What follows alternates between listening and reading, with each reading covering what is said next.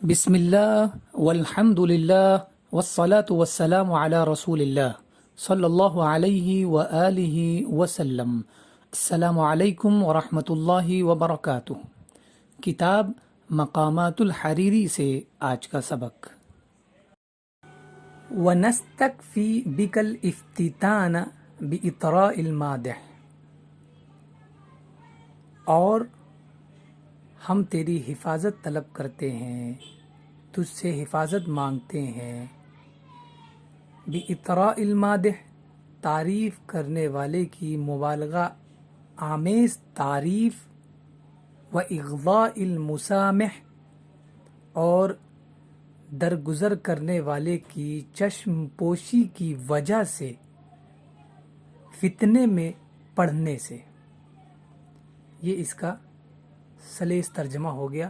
اب ہم ہر ایک لفظ کی لغوی تشریح دیکھتے ہیں، پھر ہمیں پتہ چلے گا کہ اس کا معنی کس طرح ہوگا اور اس کی جان کیا ہے۔ تو لفظ نستکفی سب سے پہلے ہم لیتے ہیں۔ استکفا یستکفی، استکفا یہ باب استفعال سے، اس کا معنی کیا ہے؟ استکفاہ الشیء طلب منہ ان یکفیہ ایاہ، یعنی اس نے چاہا کہ جو بھی چیز ہے اس کے لیے وہ کافی ہو جائے، یعنی اس نے مدد طلب کی۔ استکفا بالشیء اکتفا بہ، یعنی وہ کسی چیز کو لے لیا اور وہ چیز اس کے لیے کافی ہو گئی۔ وجدہ کافیا، معنی کیا ہے؟ یعنی وہ چیز اس کے لیے کافی ہو گئی، اس نے اس چیز کو اپنے لیے کافی پایا۔ اب لفظ افتنان کا ہم لغوی معنی دیکھتے ہیں۔ افتتن بالامر اے فتن و اعجبہ، یعنی کسی معاملے کو لے کر اسے پسند کر لینا۔ فتنہ و اعجبہ، کسی معاملے کو پسند کر لینا۔ افتتنا بالمرأۃ، یعنی کسی عورت کو دیکھنے کے بعد اس کے فتنے میں پڑ جانا، ٹھیک ہے۔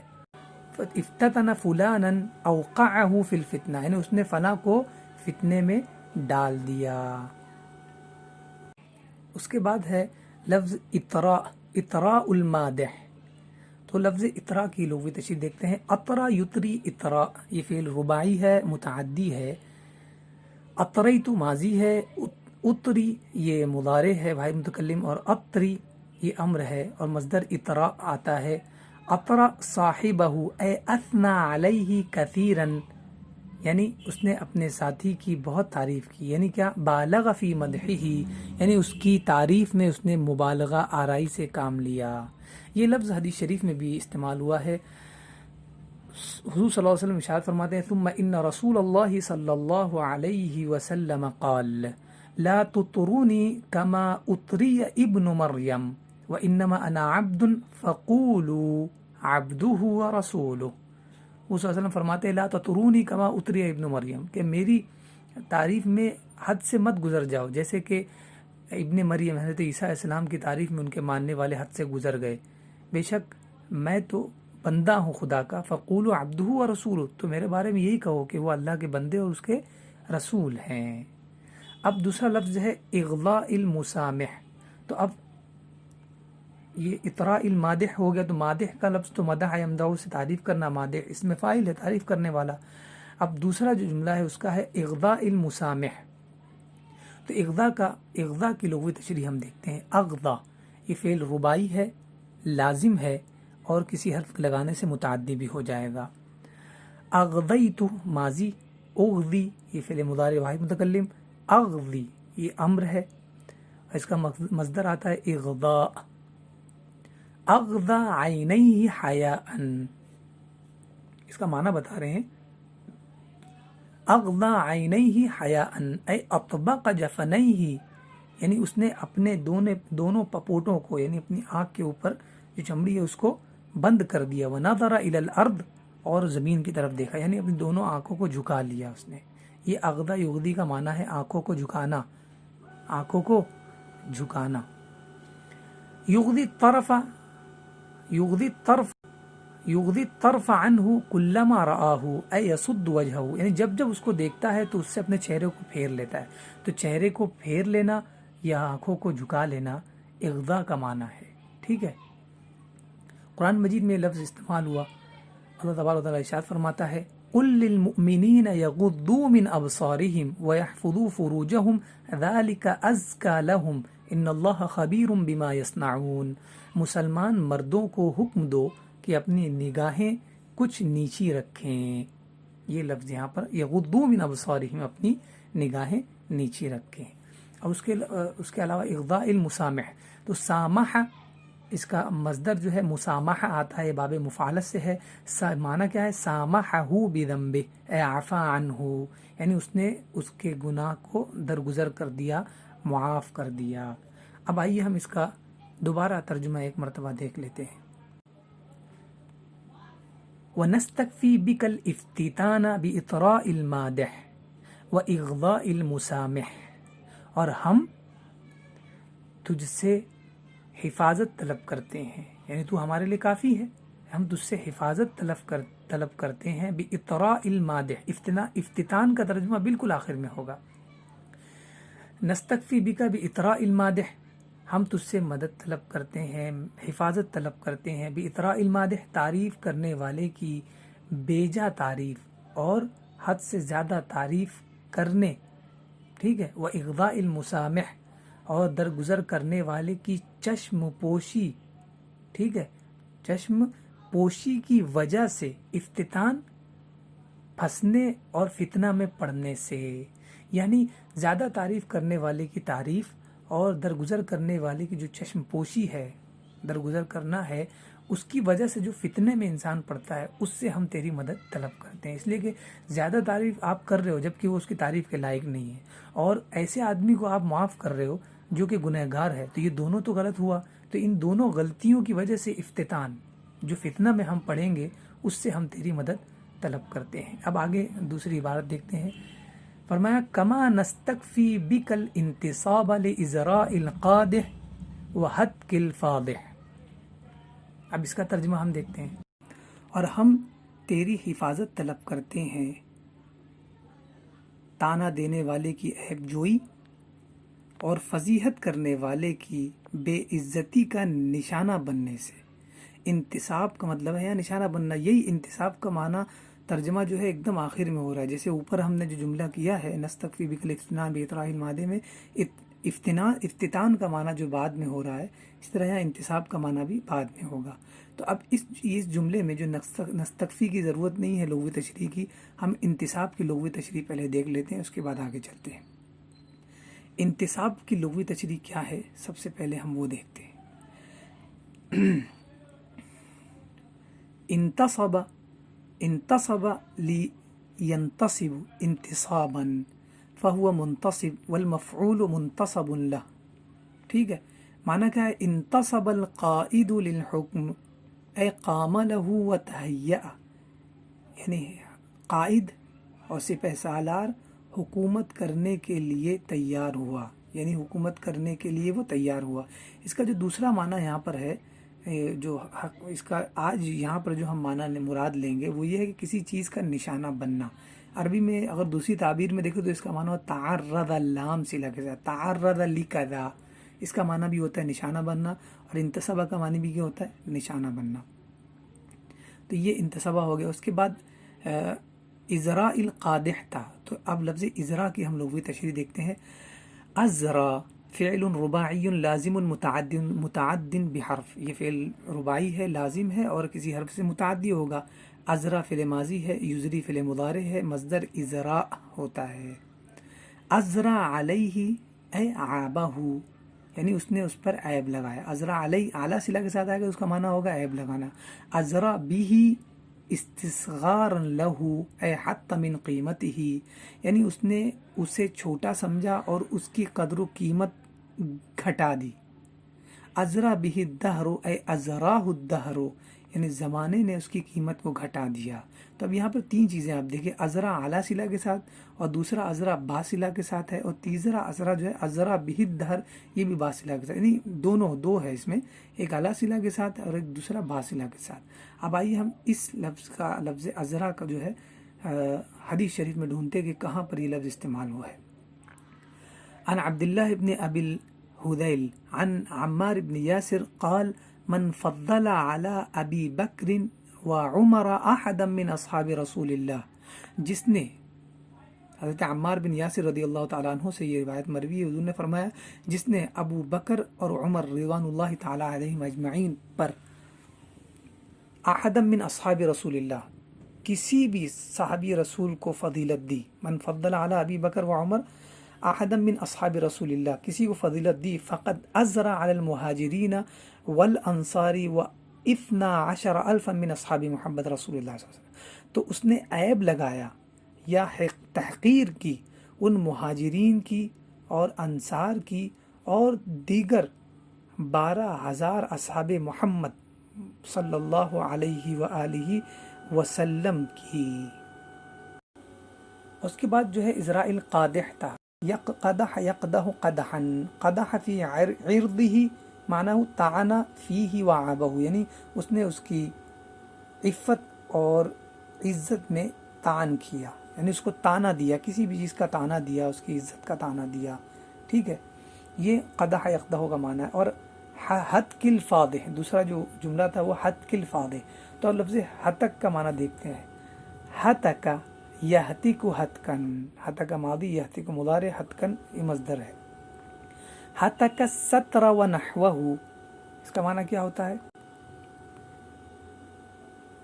حتکن جذبہ فازالہ من موضعہ، یعنی اس نے پردے کو کھینچا، فازالہ من موضعہ، پھر اسے اس کی جگہ سے ہٹا دیا، کھینچ کر ہٹا دیا، یا اس کا معنی ہے اوشق منہ جزءا، یا اس کا ایک پارٹ، ایک جز جو ہے پھاڑ دیا، فبدا ما وراءہ، تو اس کے پیچھے جو تھا، اس پردے کے جو پیچھے تھا وہ ظاہر ہو گیا۔ اور دوسرا حتک الثوب اے شقہ طولا فہو ہاتک وحتاک، تو اس نے جو ہے جذبہ فازالہ من موضعہ، یعنی اس نے پردے کو کھینچا، فازالہ من موضعہ، پھر اسے اس کی جگہ سے ہٹا دیا، کھینچ کر ہٹا دیا، یا اس کا معنی ہے اوشق منہ جزءا، یا اس کا ایک پارٹ، ایک جز جو ہے پھاڑ دیا، فبدا ما وراءہ، تو اس کے پیچھے جو تھا، اس پردے کے جو پیچھے تھا وہ ظاہر ہو گیا۔ اور دوسرا حتک الثوب اے شقہ طولا فہو ہاتک وحتاک، تو اس نے جو ہے کپڑے کو پھاڑ دیا طول میں، لمبائی میں، تو جو پھاڑنے والا ہے اسے ہاتک بھی کہیں گے اور حتاک بھی کہیں گے، یہ لفظ حدیث شریف میں آیا۔ عن عائشہ ام المؤمنین رضی اللہ تعالی عنہا، آپ فرماتی ہیں دخل علی رسول اللہ صلی اللہ علیہ وسلم وقد سترت بقرام فیہ تماثیل، حضور صلی اللہ علیہ وسلم میرے پاس آئے، میرے گھر میں آئے، تو میں نے قرام فیہ تماثیل، میں نے تکیے، قرام سے مراد یہاں پر تکیہ یا ایسی کوئی جگہ جہاں پر بہت زیادہ کھڈا ہو زمین میں، تو اس پر جو چیز رکھی جاتی ہے چھپانے کے لیے اسے قرام کہا جائے گا، یا تکیہ اس سے مراد لے لے۔ قرام ستر تو بقرام، میں نے ایک تکیے سے اسے چھپا دیا تھا، فیہ تماثیل، کیونکہ اس کے نیچے جو ہے تمثال تھے۔ تماثیل سے مراد یہ ہے کہ مجسمے، بت کے جو مجسمے ہوتے ہیں وہ تھے۔ فلما رآہ تلون وجہہ، تو جیسے ہی آپ صلی اللہ علیہ وسلم نے اس قرام کو دیکھا، اس استر کو دیکھا، تو آپ کے چہرے کا رنگ بدل گیا، ٹھیک ہے۔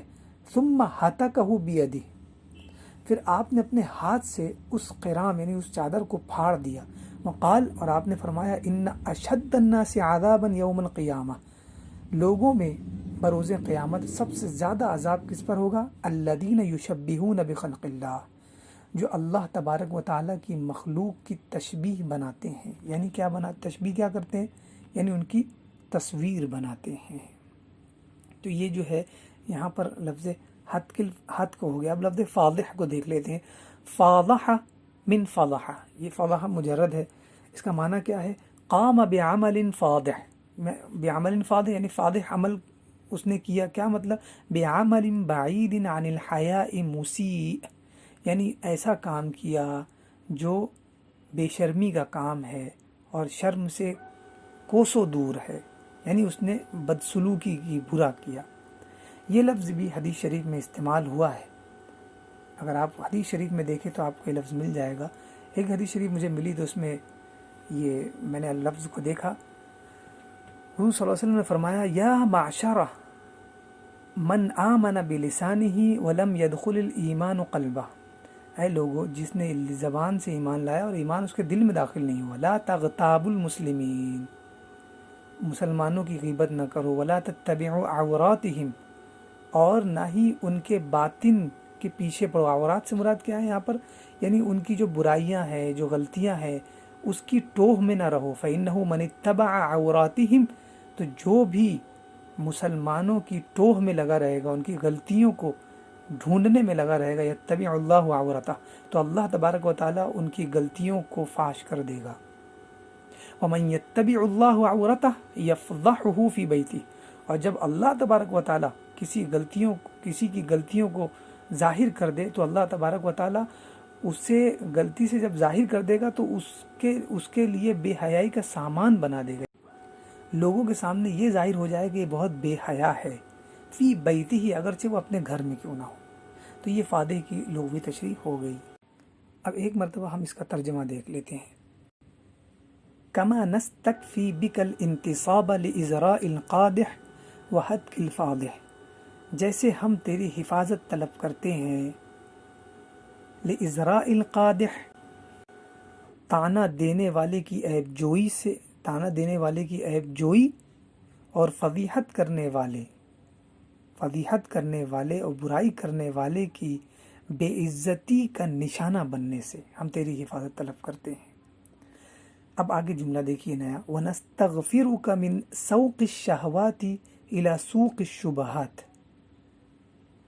كَمَا نَسْتَغْفِرُكَ مِنْ نَقْلِ الْخُطُوَاتِ إِلَى خِطَةِ الْخَطِئَاتِ، اور ہم تیری مغفرت طلب کرتے ہیں کس سے؟ سوق الشہوات،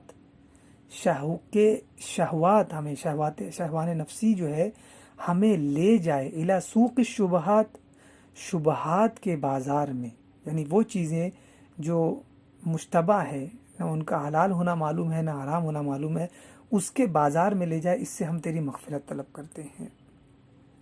اب اس کی ایک ایک لفظ کی ہم لغوی تشریح دیکھتے ہیں۔ اب ہم یہاں پر ہر ایک لفظ کی لغوی تشریح دیکھتے ہیں۔ سب سے پہلا لفظ ہے سوق الشہوات میں سوق، اس لیے استغفار مغفرت طلب کرنا، یہ تو ہمیں پتہ ہی ہے، ٹھیک ہے، پھر بھی ہم اس کی تشریح دیکھ لیتے ہیں۔ فرمایا غفر یغفر غفرا وغفیرا وغفیرتا وغفرانا ومغفرتا وغفورا، یہ اس کے مصادر تھے، غفر ماضی، یغفر مضارع، باقی سارے جو ہے غفرن سے غفورن تک کے یہ مصادر تھے۔ اب یہاں پر اس کا معنی دیکھتے ہیں۔ غفر ذنبہ اے سترہ وعفا عنہ، اس نے اس کے گناہ کو چھپا دیا اور اسے معاف کر دیا۔ غفر الامر اصلحہ، اس نے اس کے معاملے کی اصلاح کر دی۔ اب یہاں پر ایک لفظ، یہاں پر ایک چیز سمجھ میں نہیں آتی ہے، غفر ذنبہ سترہ، یعنی اس کے گناہ کو چھپا دیا، وعفا عنہ، اسے معاف کر دیا۔ تو اب یہاں پہ غفرہ اور عفا کا معنی کیا ہے؟ غفر یغفر بخش دینا، اور عفا عفو کا معنی بھی ہوتا ہے بخشنا، انک عفو تحب العفو فاعف عنا یا کریم، اللہم اغفر ذنوبنا، یہ دونوں دعائیں ہم مانگتے ہیں۔ تو اس غفران میں، ٹھیک ہے، اور اس عفو میں کیا فرق ہے؟ ہم امام راضی کی بارگاہ میں جاتے ہیں تو ہمیں امام راضی رہنمائی فرماتے ہیں۔ دیکھیے کیا رہنمائی فرماتے ہیں۔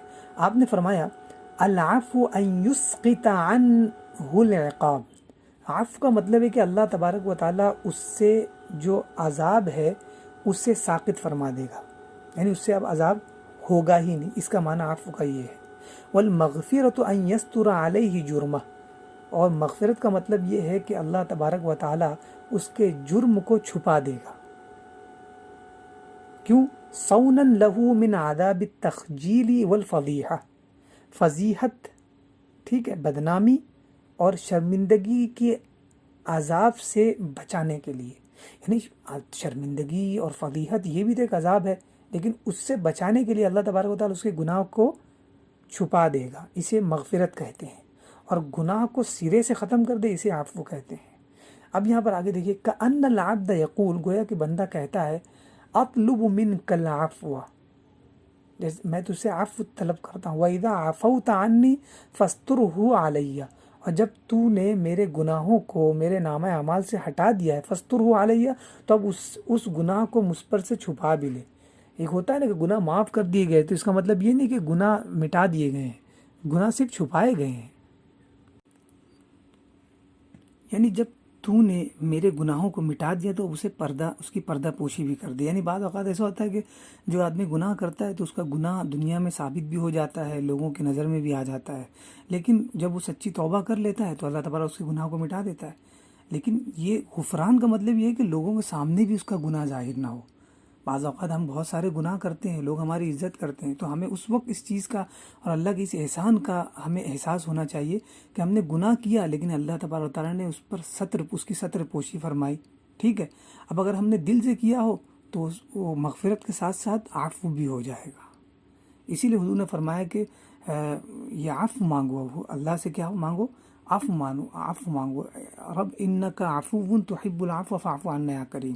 اور وہیں آپ دیکھیں کہ یہ عفو اسی وقت کام آتا ہے جب تک انسان زندہ ہے. ظاہر ہے اس کے نامہ اعمال سے مٹ جائے گا، لیکن بندہ جب مر جائے گا تو اس کے بعد تو اس کے نامہ اعمال سے مٹا تو ہو سکتا نہیں ہے.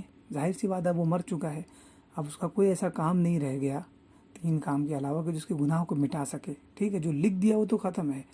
اب وہ اس کے درجات بڑھتے رہیں اس کے صدقہ اور نیک اولاد کی وجہ سے، ورنہ تو اس کے لیے کوئی ذریعہ ہی نہیں ہے. تو اس وقت دیکھیے دعا کہ اللہم اغفر لی حینا و میتنا. تو یہاں پر دیکھیے اس کے لیے دعا مانگی جاتی ہے کہ اس کے عیب اب جو ظاہر ہیں اللہ تعالیٰ اس کو چھپا دے، اس لیے کہ اب اس کے عیب مٹنے تو نہیں ہیں لیکن اسے چھپا دے. تو زندگی میں عفو کی دعا کرنی ہے اور مغفرت دونوں کی، لیکن مرنے کے بعد تو ہم کس کی دعا کریں گے؟ یعنی اس کے لیے، میت کے لیے مغفرت کی. اس کے بعد یہ استغفار سے ہم نکلتے ہیں تو اب یہاں پر دوسرا ایک لفظ ہے سوق الشہوات. تو اب لفظ سوق کی ہم لوگ بھی تشریح دیکھ لیتے ہیں. فرمایا ساقہ، یہ فعل ماضی ہے، معنی کیا ہے؟ ساق الماشیۃ، ساق الماشیۃ، یہ مفعول بن رہا ہے. حثھا من خلفھا علی السیر، یعنی اس کو پیچھے سے جو ہے ابھارا، یعنی دھکا دیا تاکہ وہ چلے. ساق السیارۃ قادھا اجراھا، یعنی گاڑی کو چلایا اور اسے مطلب چلایا. قادھا اس کی قیادت کی، یعنی اسے چلایا، اجراھا اسے چلایا، دونوں کا ایک ہی معنی ہے. اب یہی لفظ قرآن مجید میں بھی استعمال ہوا. اللہ تعالیٰ ارشاد فرماتا ہے وَسِيقَ الَّذِينَ اتَّقَوْا رَبَّهُمْ إِلَى الْجَنَّةِ زُمَرًا.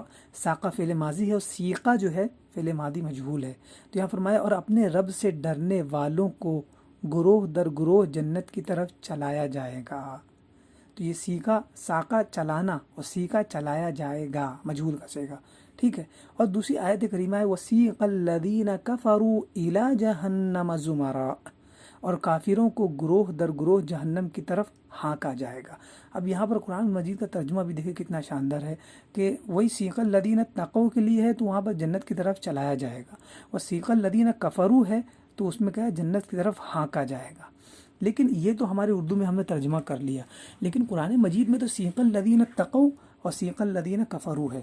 تو اس سیقہ یعنی سوق جو مصدر ہے، اس کے معنی میں کس طرح ہم فرق کریں گے کہ ہم سمجھ سکیں کہ یہ سیقہ جو ہے وہ جنتیوں کے لیے اور یہ سیقہ کافروں کے لیے ہے. تو آئیے اس فرق کو جاننے کے لیے ہم تھوڑی سی اور تحقیق دیکھتے ہیں. فرمایا الفرق بین السوقین، دونوں سوق کے درمیان کیا فرق ہے؟ وفی قولہ وسیقہ بالنسبۃ لأہل النار. اور یہ جو اللہ تعالیٰ کا جو قول ہے وسیقہ، اس میں اہل نار کے حوالے سے ہے، وہ اہل الجنہ اور اہل جنت کے بارے میں ہے سیقہ استعمال ہوا ہے. اذ عبر عن الذهاب بالفریقین جميعا بلفظ واحد فی دقیق المسلک. یہاں پر ایک لفظ دونوں فریقین کے لیے، دونوں فریقین کو لے جانے کے لیے استعمال کیا ہے، ایک ہی لفظ. اور یہ بہت ہی باریک مسئلہ ہے. وہ کیا ہے؟ وَهُوَ أَنْ يَأْتِيَ الْمُتَكَلِّمُ بِكَلِمَةٍ وَاحِدَةٍ فَتَكُونُ تَارَةً دَالَّةً عَلَى الْهَوَانِ وَالْعِقَابِ. اس لیے کہ بات کرنے والا بعض اوقات ایک جملہ، ایک کلمہ لاتا ہے جو کبھی بے عزتی پر اور حقارت اور عقاب پر دلالت کرتا ہے، یعنی مطلب بہت کمتری اور استصغار پر دلالت کرتا ہے. ثم یاتی بها ثانیہ، پھر اس کے بعد دوبارہ اس کلمے کو لاتا ہے فتکون دالۃ علی الاکرام وحسن الثواب.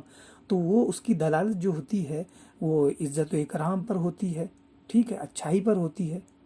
یہ تو ایک ہی لفظ ہے، سیقہ ہے جو سیق الذین اتقوا کے لیے یعنی متقیوں کے لیے کہ لے جایا جائے گا، اور وہی سیق الذین کفروا کے لیے ہے یعنی کفر کرنے والوں کو بھی لے جایا جائے گا.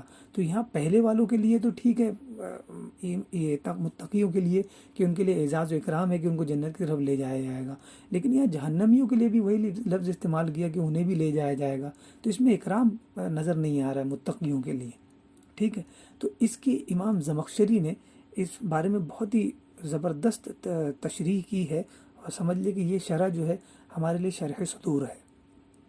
وما اجمل قول الزمخشری فی هذا الصدد, امام زمخشری کا قول اس بارے میں بہت ہی شاندار ہے, بہت خوبصورت ہے. فرمایا فإن قلت كيف عبر عن الذهاب بالفريقين جميعا بلفظ السوق, تو اگر میں کہوں یا آپ کہو کہ کیسے دونوں فریقین یعنی متقی اور گنہگاروں کو لے جانے کے لیے ایک لفظ یعنی سوق کا استعمال کیسے کر دیا. قلت, اگر آپ یہ کہتے ہو تو قلت, امام زمخشری کہتے ہیں کہ میں جواب دوں گا المراد بسوق اہل النار, کہ اہل نار یعنی جہنمیوں کو لے جانے سے مراد کیا ہے, طردهم الیہا بالہوان والعنف, کہ انہیں نکالنا ہے, انہیں دوڑانا ہے, انہیں ہانکنا ہے بے عزتی کے ساتھ اور سختی کے ساتھ جہنم کی طرف.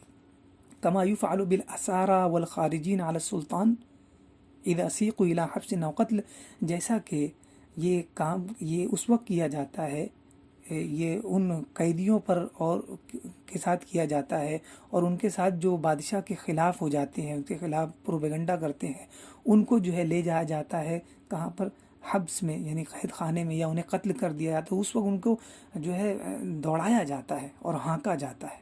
والمراد بسوق اہل الجنہ, اور اہل جنت کو لے جانے سے مراد کیا ہے, سوق مراکبہم, یعنی جس سواری پہ وہ بیٹھے ہوں گے اسے ہانکا جائے گا. اللہ اکبر, دونوں کا لفظ ہے, دونوں لفظ کا معنی ہانکنا ہے.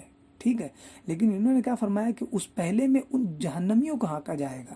ٹھیک ہے, اگر جہنمی کے لیے استعمال ہوا, اور اگر جنتیوں کے لیے استعمال ہوا تو یہاں یہ مان لو کہ جنتی جو ہے کسی سواری پہ بیٹھے ہوں گے اور اس سواری کو ہانکا جائے گا.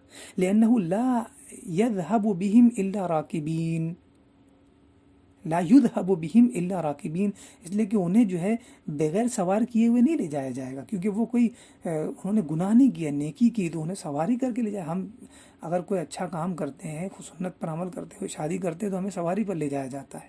ہم کسی عالم کو ہم لاتے ہیں, اپنے یہاں بلاتے ہیں, تو ان کو سواری پر لاتے ہیں. تو انہوں نے تو پوری زندگی اللہ کی فرما برداری کی ہے, تو جب اللہ تبارک و تعالیٰ انہیں انعام دینے کے لیے جنت کی طرف لائے گا تو کیا وہ سواری کا انتظام نہیں کرے گا؟ بہت شاندار انہوں نے جواب دیا.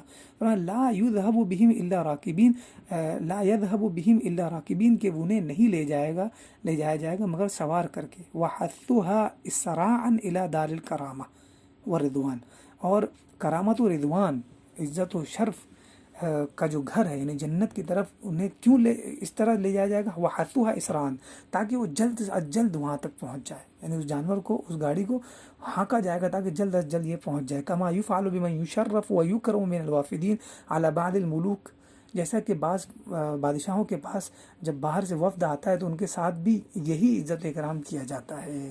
فشتان ما بین السوقین, تو ان دونوں سوق کے درمیان بہت زیادہ فرق ہے.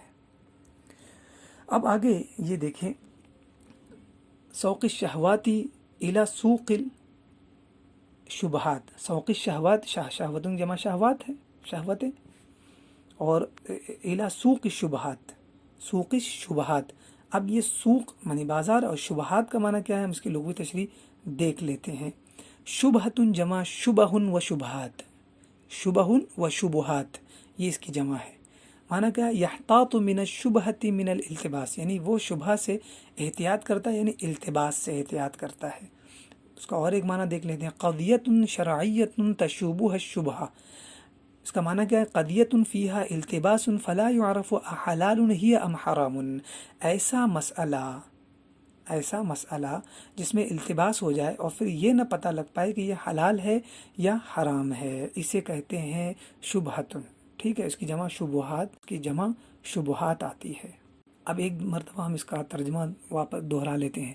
وَنَسْتَغْفِرُكَ مِن سَوْقِ الشَّهْوَاتِ إِلَى سُوقِ الشُّبُهَاتِ, اور ہم تیری مغفرت طلب کرتے ہیں کہ شہوتیں ہمیں لے جائیں إِلَى سُوقِ الشُّبُهَاتِ, ان چیزوں کی طرف, ان چیزوں کے بازار کی طرف جو تیرے نزدیک مشتبہ ہے, یعنی ان کا حلال اور حرام اور حلال ہونا مشتبہ ہے, مشتبہ چیزوں کے بازار کی طرف.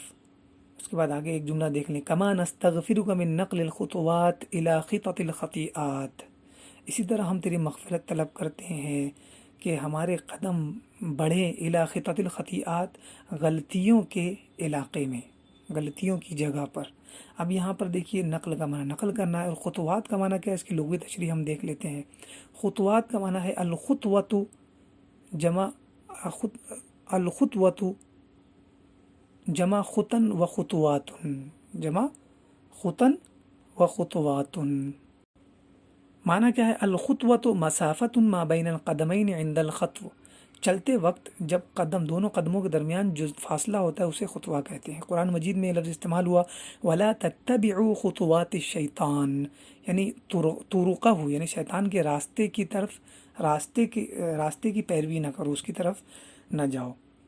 اور پھر یہ خطط الخطیئات آیا، خطط الخطیئات جو لفظ اگر ہم نے آگے پڑھا ہے، الا خطط الخطیئات، خطتن یہ جمع کس کی ہے، خطتن کی جمع ہے، کس کی، خطتن کی جمع ہے، ہمیں لغت خطتن کی جمع خطتن، ٹھیک ہے۔ قرآن حدیث شریف میں یہ لفظ استعمال ہوا انہ اعطى النساء خططا یسکنها فی المدینہ، ٹھیک ہے، یہ لفظ استعمال ہے حدیث شریف میں بھی۔ اور خطیئتن کی جمع خطایا، معنی کیا ہے، ارتکب خطیئتن ای ذنبا متعمدا، یعنی اس نے کسی غلطی کا ارتکاب کیا۔ سورہ اعراف میں یہ لفظ استعمال ہے خطیئات کے معنی، وَادْخُلُوا الْبَابَ سُجَّةً نَغْفِرْ لَكُمْ خَطِیئَاتِکُمْ، ٹھیک ہے۔ اور حدیث شریف میں بھی یہ لفظ استعمال ہے، حضور صلی اللہ علیہ وسلم نے فرمایا الحسد یأکل الحسنات کما تأکل النار الحطب والصدقۃ تطفئ الخطیئۃ کما یطفئ الماء النار۔ یہ خطیئۃ واحد ہے یہاں پر، جبکہ وہاں قرآن مجید کی آیت میں جو ہے جمع استعمال ہوا ہے۔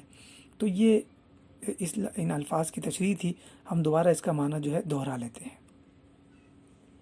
کما نستغفرک من نقل الخطوات الی خطط الخطیئات، اسی طرح ہم تیری مغفرت طلب کرتے ہیں ہمارے قدموں کے بڑھنے سے، الی خطط الخطیئات، غلطیوں کے راستے کی طرف، گناہ کے راستے کی طرف۔